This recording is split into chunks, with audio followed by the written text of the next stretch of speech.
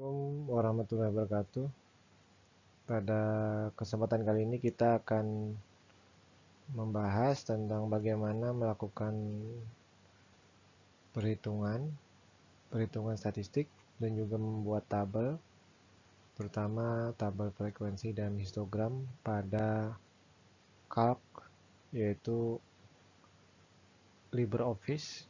Ini mirip dengan Microsoft Office Excel, cuman ini edisi open source, jadi relatif tidak berbayar atau murah kalau kita ingin menyumbang ya, karena sifatnya tidak wajib membayar tetapi diharapkan memberikan sumbangan, dan saya pikir ini perlu dikembangkan karena fungsinya sangat baik.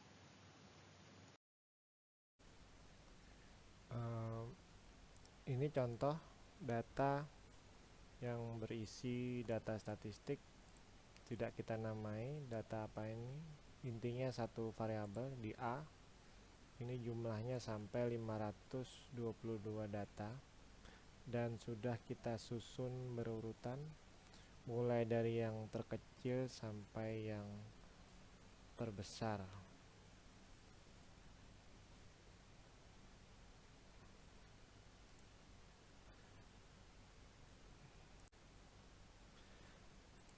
Berikutnya kita ingin menghasilkan atau ingin membuat deskripsi data, yaitu rata-rata, standar errornya, ya kan? Variannya juga ada. Kemudian ada standar deviasi, kemudian ada kurtosis dan seterusnya. Intinya ini yang kita butuhkan, juga nilai minimum maksimum. Serta jumlah data itu berapa misalnya gitu ya. Caranya adalah itu kita mengklik data, kemudian statistik, kemudian deskriptif. Jadi data inputnya di mana? Yaitu di sini ya, sampai 522 ya data. Kemudian hasilnya di mana? Hasilnya di sini, misalnya kolom atau row ya, terserah saja. Kita klik OK, hasilnya begini. Jadi kita ubah di sini deskripsi variabel 1 misalnya. Inilah rata-ratanya ya. Nilai paling kecil di sini adalah 37,6, betul ya. Nah, dan seterusnya bisa Anda hitung dengan hitung manual, ya kan. Ini sumnya ya. Sum itu jumlah keseluruhan. Jadi kalau kita bagi dengan 522 data, maka hasilnya sama dengan nilai rata-rata. Ya, jadi silahkan dihitung manual berdasarkan teori, juga yang lain. Pertanyaan berikutnya adalah bagaimana kita menyusun untuk membuat tabel frekuensi seperti ini ya. Ini frekuensinya. Ya, tahap pertama kita harus ingat teorinya bagaimana menyusun. Cuman memang ada beberapa pertimbangan juga. Pertama, ada yang menyarankan kalau datanya itu berupa angka bulat ya mungkin 36 gitu ya. Misalnya ini 37, ini 36, nilai terkecilnya kita ubah. Tapi itu terserah saja ya, bisa saja, tidak masalah. Mau pas sekali juga boleh ya. Itu tergantung pertimbangan dan cantiknya bentuk tabel frekuensinya. Nah, kemudian kita asumsikan dengan teori kita, yaitu dengan nilai terkecil itu misalnya dikurang karena satu digit di belakang koma, jadi dikurang 0,5. Makanya di sini D13 yaitu nilai minimum ya kan, dikurang dengan 0,05 karena ini satu digit. Kalau dua digit berarti 0,005 dan seterusnya. Kalau tidak ada digit koma, maka cukup dikurang 1 ya. Oke, jadi 36 gitu kalau dikurang 1. Dan di sini ditambah. Jadi batas atas ditambah. Nah, kemudian range-nya kita harus temukan, yaitu E20 itu yang ini ya. Nilai tertinggi dikurang nilai terendah, jadi 139,4. Kemudian jumlah kelas adalah sesuai dengan rumus itu 1 plus 3,3 dikali log n. N-nya 522, yaitu D16 ini ya. Jadi 9,9 sekian. Jadi kita bulatkan jadi 10 kelas. Kemudian panjang kelasnya adalah E21, yaitu range-nya ini dibagi dengan G22 ya, jumlah kelas. Jadi 13,94. Lalu kita masukkan di sini ya, kita tulis 37,55 ya kan, ditambah dengan E23 yaitu ini 13,94, maka jadi sekian. Kemudian kita tambahkan 1 di sini 51,50 ya kan, ini 49 berarti 50. Kemudian tambahkan lagi dengan ini 65,44. Ini boleh saja Anda pertimbangkan dengan pertimbangan Anda sendiri ya. Boleh saja dibuatkan jadi 14, silahkan juga, tergantung asumsi kita demi kebaikan bentuk data ya, bentuk tabel. Di sini otomatis tambah 1 lagi dan seterusnya. Kemudian bagaimana menghitung data yang banyak tadi? Kalau manual kita otomatis mencacahnya, menghitung ya satu-satu. Tapi kalau dengan ini maka kita tidak perlu ya. Kita bisa saja melakukan langkah yang nyaman gitu. Jadi di sini kita masukkan, ada rumus di sini, rumus cari yang array ya, array, kemudian frekuensi ya kan, next. Kemudian datanya adalah ini ya, data yang ini sampai 522 ya kan. Kemudian kelasnya adalah yang ini, nah ini ya, yang itu. Kemudian kita oke, maka jadilah muncul ini. Kita lihat di sum apakah betul jumlahnya itu adalah 522, jangan sampai salah. Ini memang ada dilebihkan 1, tidak masalah. Nah betul 522, jadi benar ya kan.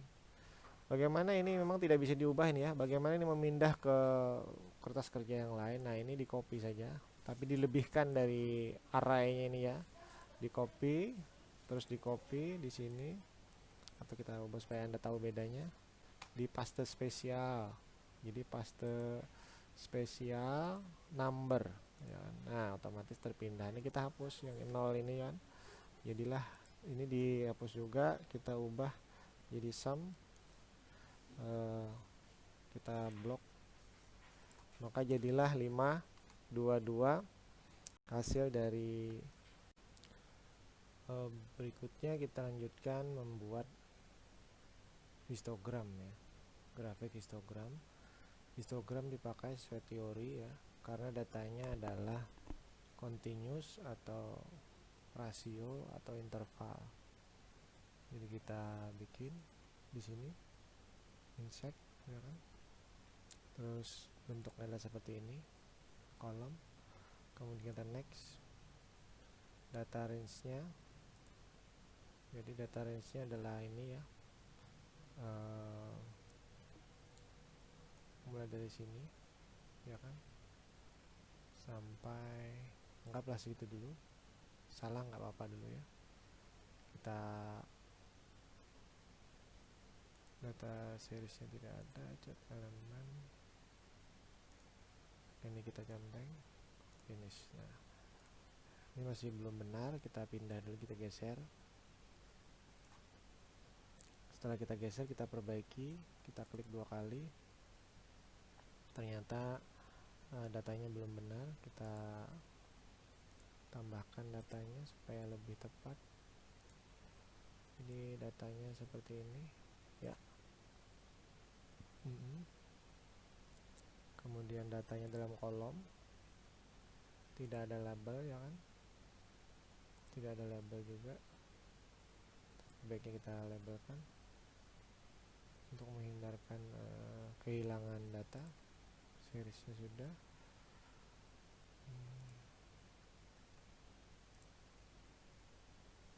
kita oke, sudah seperti ini ya. Tapi ini masih ada yang kurang karena masih ada jarak ya. Histogram tidak ada jarak, jadi kita klik kanan di sini. Kita klik kanan, format. Setelah format tidak ada spasi ya, 0, kita nolkan. Nah seperti itu, cuman masih tidak kelihatan garisnya. Kita bikin agar ada garisnya.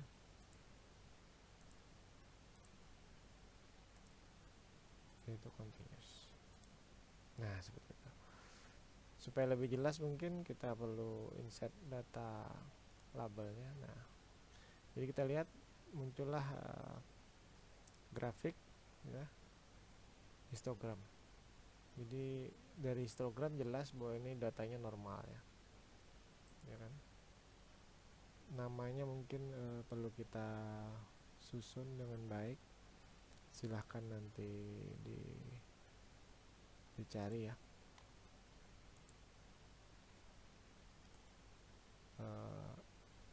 X nya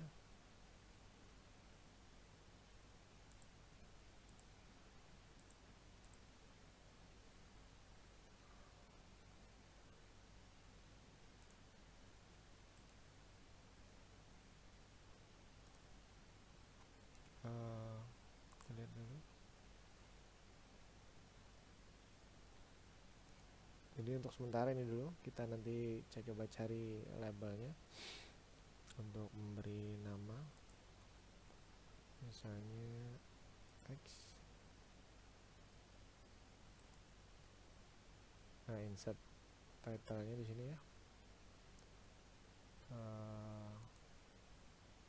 Title-nya apa? Tabel histogram, diagram histogram aja, histogram variabel 1 ya.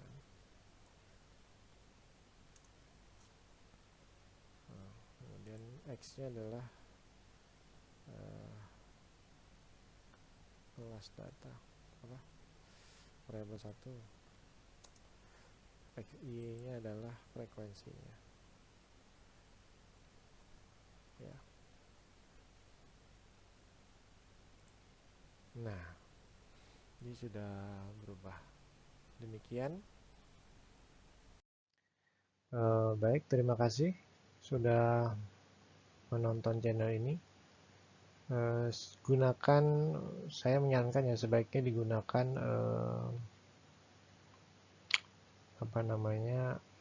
sound system yang baik atau headset ya, karena memang suaranya agak kecil. Semoga membantu. Kita lanjutkan pada materi-materi berikutnya. Assalamualaikum warahmatullahi wabarakatuh.